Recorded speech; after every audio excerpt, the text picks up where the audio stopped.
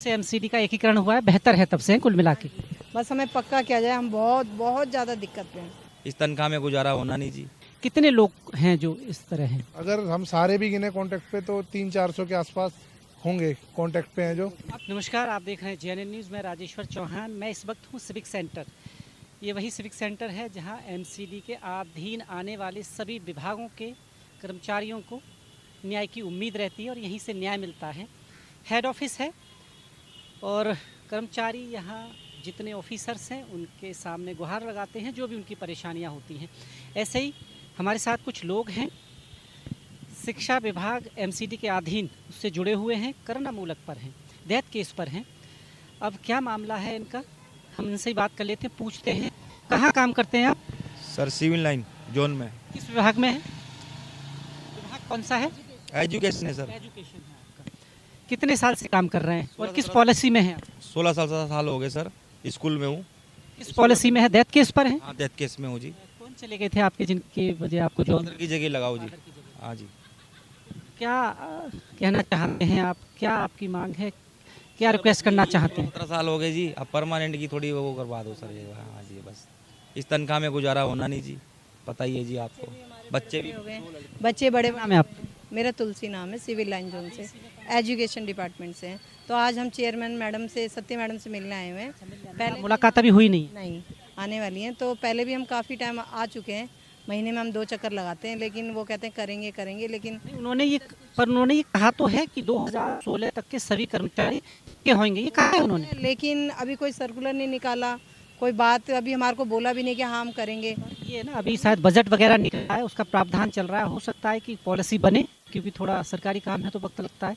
तो आपकी मुलाकात हो, आज होगी मुलाकात? आज मुलाकात होगी, हम यही बोलेंगे कि उसका जल्दी से जल्दी ऑर्डर निकाला जाए पक्के करने का। हाँ जी, उम्मीद से आए हैं, देखो अब क्या होता है। अभी काम करते हैं तो सैलरी अभी कितनी मिल रही है वहाँ से? सैलरी हमारे को 16,700 मिल रही है, और वैसे तो 18,000 स्कूल में है, एमसीडी के अधीन जो स्कूल होते हैं। 18,000 कुछ है, लेकिन हमारा ईपीएफ कटता है 1,800 रुपये।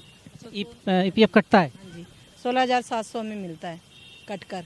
और मेडिकल सुविधा कुछ अगर बात करें तो ईएसआई कार्ड आपका है? तो सही 139 कटता है, लेकिन जैसे फीवर आ गया छोटा मोटा है तो कौन जाएगा इतनी। देखिए, खैर वो तो एक अलग बात है, पर अगर कुछ ऐसा हो जाए तो उसके लिए तो कम से कम है, अगर मान लीजिए पैसे नहीं है तो सरकार ने एक अच्छी व्यवस्था की है कि अब ऐसी कोई बीमारी हो जाए, पैसे नहीं है तो कम से कम आपको इलाज तो मिल सकता है।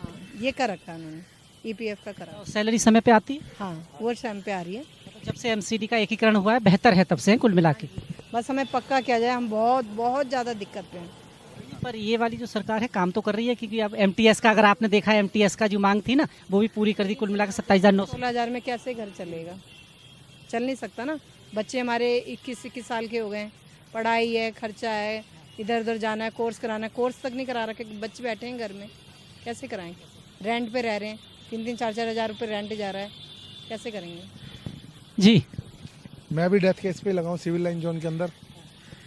तो मेरे भी जो इन लोगों ने बताया वही है कि कैसे भी करके सबको, हम जो एजुकेशन डिपार्टमेंट, अगर हम बात करें तो आपके एजुकेशन डिपार्टमेंट में कितने लोग हैं जो इस तरह हैं? अगर हम सारे भी गिने कांटेक्ट पे तो 300-400 के आसपास होंगे कांटेक्ट पे हैं जो। आप डायरेक्ट मतलब एमसीडी के साथ ही हैं या थर्ड पर्सन कांटेक्ट हैं किसी? डेथ केस में डायरेक्ट एमसीडी के आप कांटेक्ट तो हैं। क्या गुहार लगाना चाहते मैडम से यही गुहार है कि हम पहले तो अपने जो भी हमारे पीछे डेथ हुई पिताजी के हमारे, हम उन्हीं के ऊपर थे। अब जब से पापा की जगह नौकरी लगी, अब कोई 2 छोटे भाई भी हैं, बच्चे भी हैं, घर भी अपना नहीं है, हम लोगों के पास रेंट पे रह रहे हैं सबके सब। कैसे भी करके हमारे हैं? आपको जिस हिसाब से काम कर रही है सरकार, काम तो कर रही है क्योंकि एमटीएस की जो मांग थी वो भी पूरी की है। और अगर हम बात करें डैम्स में सफाई कर्मचारियों को, उनको हर महीने पक्के किए जा रहे हैं कुछ ना कुछ, तो लग रहा है कि आपकी आस पूरी हो जाएगी। लगता तो है, अब कह रहे हैं करेंगे, पर बाकी कई सालों से लोग बैठे हुए हैं। कब होगा वो तो जब ऑर्डर आएगा या सर्कुलर निकलेगा तभी बता सकते हैं, उससे पहले तो हमारे को ऐसा कुछ नहीं लग रहा। फिलहाल हम चाहेंगे कि हो जाए जल्दी भी, कैसे भी करके हो जाए। मेरा नाम कृष्णानंद जोशी है। मैं भी डेथ केस में मदर की जगह लगा हूँ, और मैं लगा हूँ 2009 से। और मेरी इन्होंने फाइल रिजेक्ट कर दी थी, ये कह के कि तुम ओवर एज हो गए हो। तो ओवर एज तो मुझे डिपार्टमेंट ने करा ना भाई, मैं थोड़ी हुआ। मैं तो शुरू से ही 2-3 बार फाइल चलाई। फाइल चलाने के बावजूद बार बार एक ही ऑब्जेक्शन लगाते हैं कि आप ओवर एज हो, ओवर एज। मुझे डिपार्टमेंट एज हो गई आपकी अभी? मेरी 52 साल की हो गई सर। तो मैं लगा था कुल मिला के हम बात करें, नौकरी मिल भी जाती है तो 52 साल हो गए, 8 साल की जॉब मिलेगी आपको कुल मिला के।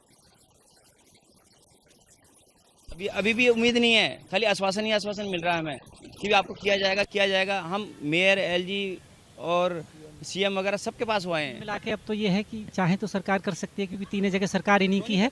अब वो राजनीतिक विल तो है इनके पास पूरा, है ना, फंड भी बहुत है, क्योंकि अगर एमसीडी की बात करें तो 17,583 करोड़ का फंड है इसमें। और आज में हम विद्यालय सहायक टोटल शिक्षा विभाग के जितने भी हैं, मुश्किल से 330 या 32 हैं, बस, ज़्यादा भी नहीं है। डेथ केस वाले से केस वाले, करुणा मूलक वाले जितने भी हैं, हमने इनसे कहा तो अभी हमारे को इन्होंने बोला, हमारी एंजल भाटी मैडम से भी बात हुई थी, एडिशनल कमिश्नर से भी और कमिश्नर से भी बात हुई। उन्होंने हमारे को एक चीज़ कही कि भी आपकी कोई पॉलिसी नहीं बनी हुई डेथ केस वालों की, खास तौर से जो 5% कोटे में किए जाते हैं ना, वो सुप्रीम कोर्ट का जो ऑर्डर है कि 5% जो किया जाता है, लेकिन 5% कोटे में अब दूसरी पॉलिसी कोई नहीं है अभी। नहीं है। अब 5% कोटे आएंगे, 5% कोटे में हमारी जब एज ही इन्होंने ओवरेज कर दी उस टाइम के हिसाब से, तो अब हम क्या कर सकते हैं बताओ।